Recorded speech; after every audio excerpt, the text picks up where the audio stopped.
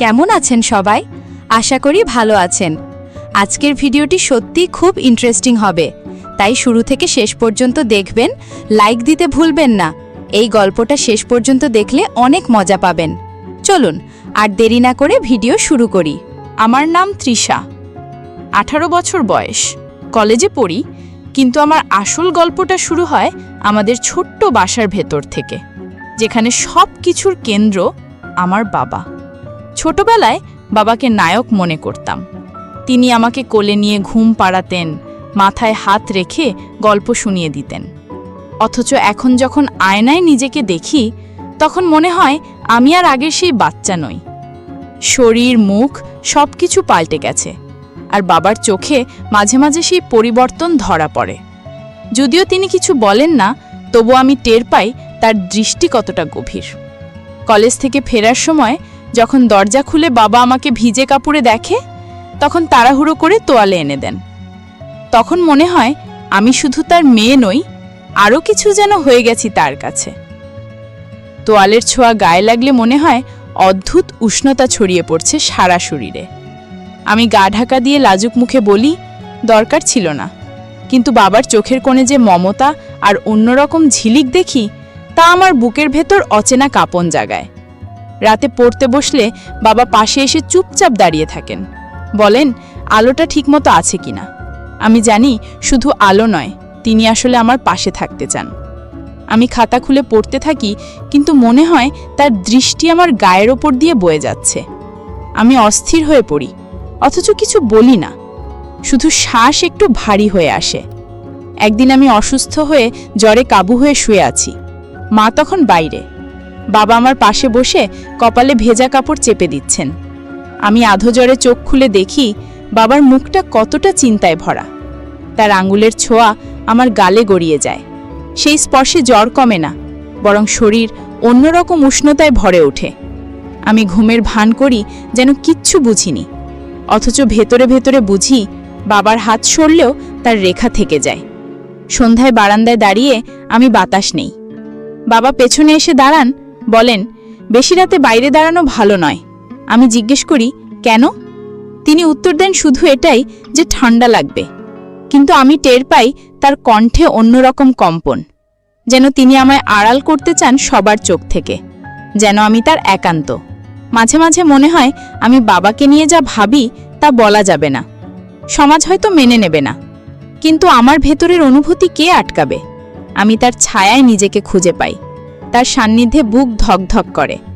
রাতের নিস্তব্ধতায় যখন তার পদশব্দ শোনা যায়, তখন আমি চুপচাপ শুয়ে থেকেও পুরো শরীর কেঁপে ওঠে। আমি বুঝতে পারি এই টান শুধু বাবার মেয়ে হওয়ার নয়, এর ভেতরে এমন কিছু আছে যেটা আমি উচ্চারণ করতে ভয় পাই। তবুও প্রতিদিন সেই আবেশে আমি ডুবে যাই, নিজেকে আটকাতে পারি না।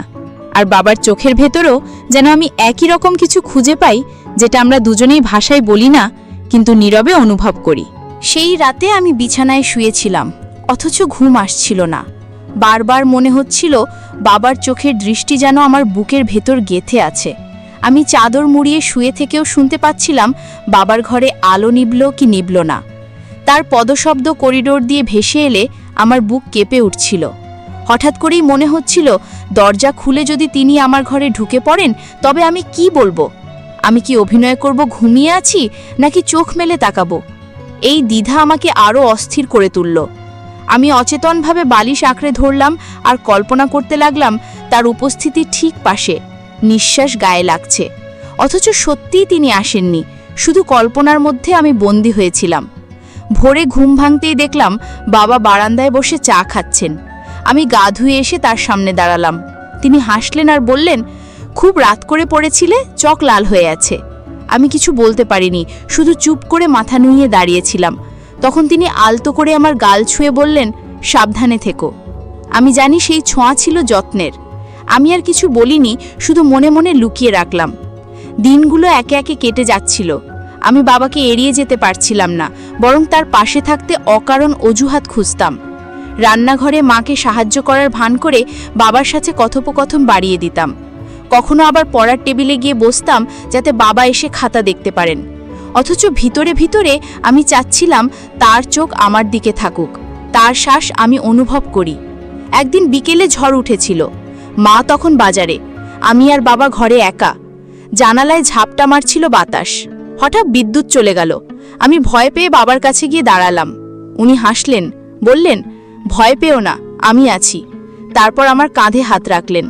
সেই মুহূর্তে মনে হচ্ছিল পৃথিবীর সব ভয় দূর হয়ে গেল। আমি আলতো করে বাবার দিকে তাকালাম। অন্ধকারে শুধু তার চোখ ঝলসে উঠছিল, যেন আমাকে পুরোপুরি ভেদ করে দেখছে। আমি ঠোঁট চেপে কিছু বলতে চাইলাম, কিন্তু পারলাম না। শুধু চুপচাপ দাঁড়িয়ে রইলাম। তখন তিনি আমার কপালে চুমু খেলেন। আমি ভয়ে নয়, বরং শান্তি অনুভব করলাম। আমি মাথা নামিয়ে রাখলাম, কিন্তু সেই ছোঁয়ার রেশ আমাকে গভীরভাবে নাড়া দিল। ঝড় থেমে গেলে আলো ফিরে এলো, মা ফিরল, সবকিছু আবার স্বাভাবিক হয়ে গেল। কিন্তু আমার ভেতরে আর কিছুই আগের মতো ছিল না। আমি যেন নতুন এক উপলব্ধির দিকে পা বাড়িয়ে ফেলেছি, যেখানে আমি আর বাবা দুজনেই কিছু না বলে সবকিছু বুঝে নিচ্ছি। শুধু সমাজকে না জানিয়ে আমরা নিজের ভেতরের নীরব কথোপকথন চালিয়ে যাচ্ছি। সেই রাতটা আমি বারবার মনে মনে ফিরে গেছি। বাবার চুমুর স্মৃতি এখনও কপালে লেগেছিল। আমি শুয়ে শুয়ে আঙ্গুল দিয়ে ছুঁয়ে দেখছিলাম, আর বুক কাঁপছিল। আমি জানি এটা যত্ন আর ভালোবাসার বন্ধন, যেটা আমি স্বীকার করতে পারবো না কারোর কাছে, কিন্তু এড়িয়ে যাওয়াও সম্ভব নয়। পরদিন সকালে ঘুম ভাঙতেই মনে হচ্ছিল আমি অন্যরকম হয়ে গেছি, যেন চোখে মুখে লুকানো আলো জ্বলে আছে। আয়নায় তাকিয়ে নিজের ঠোঁট ছুঁয়ে দেখলাম, আর মনে পড়ল বাবার কপালে রাখা চুমুর কথা। আমি লজ্জা পেলাম, অথচ লুকিয়ে লুকিয়ে সেই স্মৃতিকে উপভোগ করছিলাম। নিচে নামতেই বাবা নাশতার টেবিলে বসেছিলেন। তিনি সাধারণ ভঙ্গিতে খবরের কাগজ পড়ছিলেন, কিন্তু আমার মনে হচ্ছিল তার চোখ আসলে আমাকেই খুঁজছে। আমি কাছে গিয়ে বসতেই তিনি মাথা তুলে তাকালেন। সেই দৃষ্টি এতটাই গভীর ছিল যে আমার বুক কেঁপে উঠল। আমি তাড়াহুড়ো করে চা খেতে লাগলাম। তিনি হেসে বললেন, গরম চা এত তাড়াহুড়ো করে খাস কেন? আমি কিছু না বলে শুধু মাথা নুইয়ে দিলাম, অথচ মনে হচ্ছিল তিনি সব বুঝছেন। দুপুরে কলেজে গেলাম। ক্লাসে বসে পড়ার চেষ্টা করছিলাম, কিন্তু মনোযোগ দিতে পারছিলাম না। বারবার মনে হচ্ছিল বাবার চোখ, তার ছোঁয়া, তার কণ্ঠ, সব কিছু আমাকে ঘিরে আছে। বান্ধবীরা মজা করছিল, কিন্তু আমি চুপচাপ ছিলাম।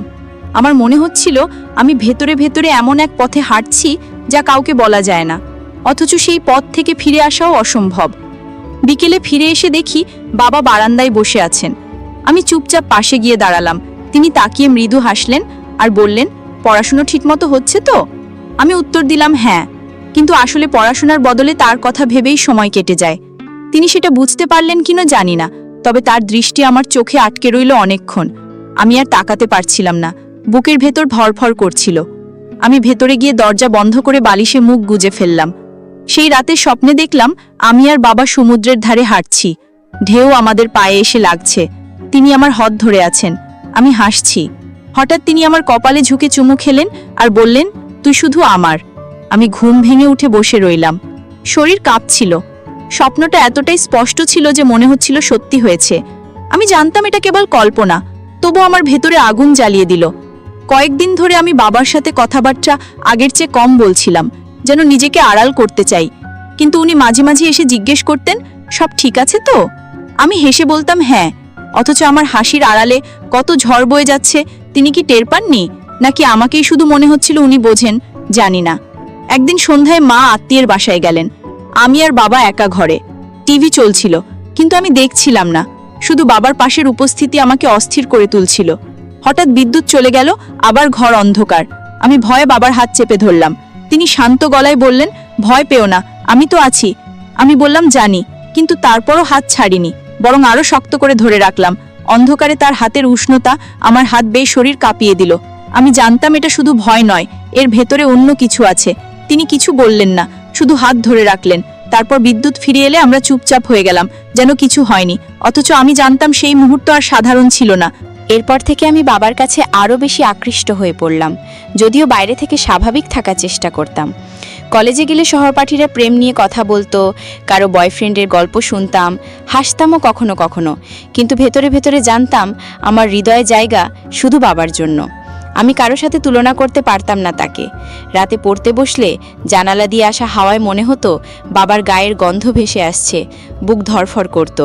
মাঝে মাঝে কলম নামিয়ে শুধু তার কথা ভাবতাম। এই অনুভূতিগুলো আমাকে ভরিয়ে তুলছিল, কিন্তু কাউকে বলার উপায় ছিল না। আমি জানতাম বাবাও নীরবে কিছু টের পাচ্ছেন, কারণ তার চোখে সেই একই রকম নীরব ইঙ্গিত ছিল। একদিন মা হঠাৎ গ্রামে চলে গেলেন কয়েকদিনের জন্য। তখন বাসায় শুধু আমি আর বাবা। প্রথম দিনটাতেই একটা অদ্ভুত উত্তেজনা আমাকে গ্রাস করলো। মনে হচ্ছিল পুরো পৃথিবী ফাঁকা, শুধু আমরা দুজন। আমি বারবার রান্নাঘরে যেতাম বাবার জন্য চা নিয়ে আসার অজুহাতে। তিনি হাসতেন আর বলতেন, আজকে তুমি খুব যত্ন নিচ্ছ। আমি বলতাম হ্যাঁ, কিন্তু আসল কারণ অন্য। আমি চাইছিলাম বারবার তার চোখে চোখ রাখতে, তার গলায় কণ্ঠ শুনতে। রাতে খাওয়ার পর আমি পড়ার ভান করছিলাম, কিন্তু মনোযোগ ছিল না। বাবা পাশে এসে বসে বললেন, ক্লান্ত লাগছে? আমি না চাইতেই মাথা তার কাঁধে ঠেকিয়ে দিলাম। তিনি কিছু বললেন না, শুধু আমার মাথায় হাত রাখলেন। সেই মুহূর্তে মনে হচ্ছিল আমি পৃথিবীর সবচেয়ে নিরাপদ আশ্রয়ে আছি। অথচ সেই নিরাপত্তার ভেতর অদ্ভুত কাঁপনও ছিল। বুক দোলা দিচ্ছিল, চোখ বন্ধ হয়ে আসছিল, সময় যেন থেমে গিয়েছিল। হঠাৎ করে তিনি বললেন, তুই অনেক বড় হয়ে গেছিস। আমি চমকে তাকালাম। তার চোখে এমন দৃষ্টি ছিল যা আমাকে বাকরুদ্ধ করে দিল। আমি উত্তর দিতে পারিনি, শুধু শ্বাস ভারী হয়ে উঠল। তার হাত চুলের ভেতর দিয়ে নামতে নামতে আমার কাঁধে এসে থামল। আমি আর চোখ সরাতে পারছিলাম না। মনে হচ্ছিল আমরা দুজনেই এমন এক জায়গায় এসে দাঁড়িয়েছি যেখান থেকে ফেরার পথ নেই। পরদিন সকালে মা ফোন করলেন। আমি বাবার কাছে ফোন এগিয়ে দিলাম। তিনি সাধারণভাবে কথা বললেন। আমি পাশে দাঁড়িয়েছিলাম, কিন্তু ভেতরে ভেতরে টের পাচ্ছিলাম আমি আর বাবা আগের জায়গায় নেই। আমাদের ভেতরে নতুন এক গোপন সেতু তৈরি হয়ে গেছে, যেটা কেবল আমরা দুজনেই জানি। বিকেলে আমি বই হাতে নিয়ে বারান্দায় বসেছিলাম। বাবা এসে পাশে দাঁড়ালেন। আমি বইয়ের ভেতরে চোখ রেখেও পড়তে পারছিলাম না, শুধু অনুভব করছিলাম তার নিঃশ্বাস আমার গালে লাগছে। আমি একটু সরলাম, কিন্তু আবার কাছে চলে এলাম, যেন দূরে থাকতে পারছিলাম না। তিনি কিছু বললেন না, কিন্তু চুপচাপ দাঁড়িয়ে রইলেন। আমি জানতাম সেই নীরবতা কথার চেয়েও বেশি গভীর। দিনগুলো এগিয়ে যাচ্ছিল, আর আমি বুঝতে পারছিলাম বাবার সাথে আমার নীরব টান আরও ঘনীভূত হচ্ছে। কলেজে গিয়ে বই খুললেও মাথার ভেতর ঘুরত বাবার মুখ, তার কণ্ঠ, তার যত্ন। আমি বান্ধবীদের সাথে গল্প করতাম, কিন্তু হাসির আড়ালেই বুকের ভেতর লুকিয়ে থাকত কেবল তার নাম। একদিন ক্লাস শেষে বাড়ি ফিরতে দেরি হয়ে গেল। আকাশ কালো করে এলো। হঠাৎ বৃষ্টি শুরু হলো। আমি ভিজে বাসায় ফিরলাম। দরজা খোলার সঙ্গে সঙ্গে বাবা উদ্বিগ্ন হয়ে দাঁড়িয়ে গেলেন। তিনি তাড়াহুড়ো করে তোয়ালে দিলেন। আমি ভিজে গায়ের কাপড় চেপে ধরছিলাম। বাবা বললেন, তাড়াতাড়ি শুকিয়ে নাও, ঠান্ডা লাগবে। আমি চুপচাপ দাঁড়িয়ে তার দিকে তাকিয়ে রইলাম। চোখে এমন কিছু ছিল যা কথায় বলা যায় না। তিনি আমাকে ঘরে পাঠালেন, কিন্তু আমি মনে মনে ভাবছিলাম কেন তার যত্ন এত অন্যরকম লাগে। রাতে খাওয়ার সময় মা পাশে ছিলেন না। আমরা দুজন একসাথে খেতে বসেছিলাম। আমি হাতের ভাত নেড়ে চুপচাপ বসেছিলাম। বাবা হেসে বললেন, আজ এত চুপচাপ কেন? আমি বললাম, কিছু না, কিন্তু আসলে আমার ভেতরে চলছিল এক অদ্ভুত কাঁপন। তার চোখ আমার মুখে আটকে ছিল। আমি শ্বাস নিতে কষ্ট পাচ্ছিলাম, অথচ কোনোভাবেই সেই মুহূর্ত থেকে পালাতে চাইছিলাম না। খাওয়া শেষে আমি বই হাতে নিলাম। বাবা পাশ থেকে বললেন, বেশি চাপ নিও না, চোখ লাল হয়ে যাচ্ছে। আমি বললাম, ঠিক আছে, কিন্তু বইয়ের অক্ষরগুলো তখন ঝাপসা হয়ে যাচ্ছিল। মাথার ভেতর শুধু তার কণ্ঠ প্রতিধ্বনি হচ্ছিল। হঠাৎ তিনি আমার পাশে এসে দাঁড়ালেন। তার ছায়া বইয়ের উপর পড়ল। আমি মাথা তুলে তাকালাম। চোখে চোখ পড়তেই চারপাশ যেন থেমে গেল। আমি কিছু বলতে পারলাম না। তিনি নিঃশব্দে আমার খাতা উল্টে দিলেন, তারপর আলতো করে আমার মাথায় হাত রাখলেন। আমি চোখ বন্ধ করলাম, বুক কেঁপে উঠল। মনে হচ্ছিল সেই স্পর্শ আমাকে ভেতর থেকে ভরে তুলছে। পরদিন সকালে আমি ইচ্ছে করে রান্নাঘরে বাবার জন্য চা বানাতে গেলাম। কাপ হাতে নিয়ে তার কাছে গেলাম। তিনি হাসলেন আর বললেন, আজকে তো খুব যত্ন নিচ্ছ। আমি ঠোঁট কামড়ে হাসলাম, কিন্তু আসল কথা বলতে পারিনি, যে আমি শুধু তার কাছেই থাকতে চাই, অন্য কারো কাছে নয়। শুধু তার চোখে ডুবে থাকতে চাই, তার ছায়ায় লুকিয়ে থাকতে চাই। সন্ধ্যায় আমরা বারান্দায় বসেছিলাম। হাওয়ায় চুল এলোমেলো হচ্ছিল। বাবা আলতো করে চুল সরিয়ে দিলেন। আমি চোখ নামিয়ে ফেললাম। তার আঙুলের ছোঁয়া গালে রয়ে গেল অনেকক্ষণ। আমি জানতাম এটা শুধুই যত্ন নয়, এর ভেতরে আরও কিছু আছে যা আমরা কেউ উচ্চারণ করছি না, তবু প্রতিটি মুহূর্তে তা আমাদের চারপাশে ছড়িয়ে আছে। শেষ কয়েক সপ্তাহে আমি অনুভব করছিলাম যে আমার এবং বাবার মধ্যে সম্পর্ক বদলে গেছে। প্রতিটি দিনের শুরুতেই তার দিকে তাকানো, আর প্রতিটি রাতের শেষের আগে তার কথা ভাবতে ভাবতেই সময় কেটে যাচ্ছে। কলেজ থেকে ফিরে আমি দরজা খোলার সঙ্গে সঙ্গে জানতাম বাবার দৃষ্টি আমার দিকে থাকবে। তিনি হেসে আমাকে স্বাগত জানাবেন, সেই হাসিতে সব ক্লান্তি দূর হয়ে যাবে। আমি জানি এটি শুধু মায়া নয়, এক গভীর অনুভূতি যা আমি ভেতরে ভেতরে স্বীকার করেছি। রাতের অন্ধকারে যখন শুয়ে থাকি তখনও আমি তার কণ্ঠের মৃদু কম্পন, স্নেহের ছায়াকে কল্পনা করি। কখনো স্বপ্নে দেখিও আমি তার হাত ধরে হেঁটে যাচ্ছি আর সমুদ্রের ঢেউ আমাদের পায়ে এসে লাগছে। আমি ঘুম ভাঙার পরে বুক ধড়ফড় অনুভব করি, মন ধীরে ধীরে শান্ত হয়, কিন্তু মনে হয় এখনও তিনি পাশে আছেন। একদিন মা বাসায় ছিলেন না, আমি রান্নাঘরে গিয়ে চা বানালাম। বাবা পাশ দিয়ে গিয়েই বললেন সাবধানে নিতে। আমি কাপ হাতে তার দিকে তাকালাম। তিনি মাথা হেলালেন, চোখে যে মমতা আর ঝিলিক ছিল তা আমার সমস্ত মন ভরিয়ে দিল। আমি লজ্জা পেলাম, কিন্তু পালাতে পারলাম না, বরং আরও কাছে চলে এলাম। রাতের খাওয়ার পরে আমরা বারান্দায় বসেছিলাম, চুপচাপ হাওয়ায় চুল উঠছিল। বাবা হাতটা আমার কাঁধে রাখলেন। আমি শ্বাস বন্ধ হয়ে যাওয়া অনুভব করছিলাম, এমনকি শুধু তার উপস্থিতি কেবল আমাকে পুরোপুরি নিজের মনে হচ্ছিল। রাতের নীরবতায় আমরা দুজনেই কোনো কথাই বলিনি, কিন্তু অন্তরের সব কথা ও অনুভূতি বিনিময় হয়ে গেছে। পরের দিন সকালে কলেজে যাওয়ার আগে আমি জানালা দিয়ে তাকালাম, সূর্য উঠছে, হালকা বাতাসে মনে হলো বাবার চোখে সেই একই নীরব দৃষ্টি ভেসে আসছে। আমি নিজেকে ধরে রাখতে পারি না, এমনটি কিছুক্ষণ দাঁড়িয়ে শুধু অনুভব করি। সব শব্দ অপ্রয়োজনীয়, কারণ যা আমাদের মধ্যে চলছে তা ভাষার বাইরের, শুধু চোখ আর নীরবতায় বোঝা যায়। মাসের পর মাস ধরে এই অনুভূতি ক্রমশ গভীর হচ্ছে। আমি জানি আমি বড় হয়ে গেছি। আমি জানি বাবার চোখেও কেবল মমতা নয়, এমন এক অদৃশ্য সম্পর্ক আছে যা আমি স্বীকার করি না কারো কাছে, শুধু আমাদের মধ্যে। আমরা দুজনেই জানি, আমরা দুজনেই নীরব। রাতের ঘুমের আগে আমি বিছানায় শুয়ে থাকি, হাত আলতো করে বালিশে রাখি, চোখ বন্ধ করি। মনে করি বাবার হাত ধীরে ধীরে আমার কপালে নামছে। স্বপ্নে আমরা হাঁটছি, কথা বলছি না, শুধুই দৃষ্টি আর নীরবতা আমাদের গল্প বলে। আমি বুঝি এটাই আমার পৃথিবীর সবচেয়ে নিরাপদ, সবচেয়ে গভীর সঙ্গ। কোনো শব্দের প্রয়োজন নেই, শুধু সেই নীরবতা, শুধু সেই আবেশ। একদিন কলেজে ফেরার পথে আমি হঠাৎ দেখি যে আমার অনুভূতি আর লুকিয়ে রাখা সম্ভব নয়। আমি স্বীকার করি নিজের ভেতরের সব অনুভূতি, কিন্তু জানি এটা সমাজের চোখে অন্যরকম। তাই শুধুই বাবার কাছে, শুধুই আমাদের অন্তরে, নীরবতার মাধ্যমে আমরা একে অপরকে বুঝি। কোনো কথার প্রয়োজন নেই। আমি শিখেছি এই আবেশের মধ্যে আমার শান্তি, আমার আনন্দ, আমার পূর্ণতা। আর আমি জানি শেষ পর্যন্ত এই নীরবতা ও দৃষ্টি আমাদের গল্পের সবচেয়ে গভীর অধ্যায়। রাতের নিস্তব্ধতায় আমি শুয়ে থাকি, জানালা দিয়ে হালকা বাতাস ঢুকছে, বুক কেঁপে যাচ্ছে। ভেতরে ভেতরে হাসি, চোখ বন্ধ করে শ্বাস নিয়েছি। বুঝেছি যে আমার এবং বাবার সম্পর্ক কেবল মমতা নয়, এটি এমন এক নীরব আবেশ যা চিরকাল আমাদের অন্তরে লুকিয়ে থাকবে।